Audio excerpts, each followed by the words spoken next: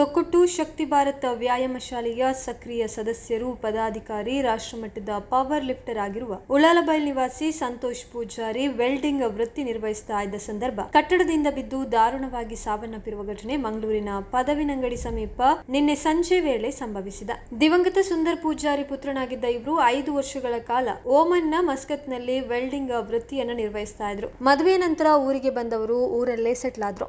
ಮನೆ ಸಮೀಪವೇ work shop ಆರಂಭಿಸಿ ಕೆಲಸವನ್ನ ನಿರ್ವಹಿಸ್ತಾ ಇದ್ರು. ಪದವಿನಂಗಡಿ ಸಮೀಪದ ಕಟ್ಟಡದಲ್ಲಿ ವೃತ್ತಿ ನಿರ್ವಹಿಸ್ತಾ ಇರುವ ಸಂದರ್ಭ ಆಯತಪ್ಪಿ ಕೆಳಗೆ ಬಿದ್ದು ಸಾವನ್ನಪ್ಪಿರುವುದಾಗಿ ತಿಳಿದು ಬಂದಿದೆ. ಮೃತದೇಹವನ್ನ ನಗರದ ತೇಜಸ್ವಿನಿ ಆಸ್ಪತ್ರೆಯಲ್ಲಿ ಇರಿಸಲಾಗಿದೆ. ರಾಷ್ಟ್ರ ಹಾಗೂ ರಾಜ್ಯ ಮಟ್ಟದಲ್ಲಿ ಅನೇಕ ಸ್ಪರ್ಧಾಳುಗಳನ್ನು ತಯಾರಿಸಿದಂತಹ ತೊಕ್ಕೊಟ್ಟು ಭಟ್ನಗರದ ಶಕ್ತಿ ಭಾರತ ವ್ಯಾಯಾಮ ಶಾಲೆಯಲ್ಲಿ ಸಂತೋಷ್ ಅವರು ಸಕ್ರಿಯ ಸದಸ್ಯರಾಗಿದ್ದರು. ಅಲ್ಲದೆ ಶಾಲೆಯಿಂದ ರಾಷ್ಟ್ರ ಮಟ್ಟದಲ್ಲಿ ಪ್ರತಿನಿಧಿಸಿ ರಾಷ್ಟ್ರೀಯ ಮಟ್ಟದ ಪವರ್ ಲಿಫ್ಟರ್ ಎಂದು ಗುರುತಿಸಿಕೊಂಡಿದ್ರು. ಎಲ್ಲರೊಂದಿಗೆ ಅನ್ಯೋನ್ಯತೆಯಿಂದ ಇದ್ದ ಸಂತೋಷ ಪತ್ನಿ, ಅಪಾರ ಬಂಧು ಮಿತ್ರರು, ಕುಟುಂಬಿಕರನ್ನ ಅಗಲಿದ್ದಾರೆ.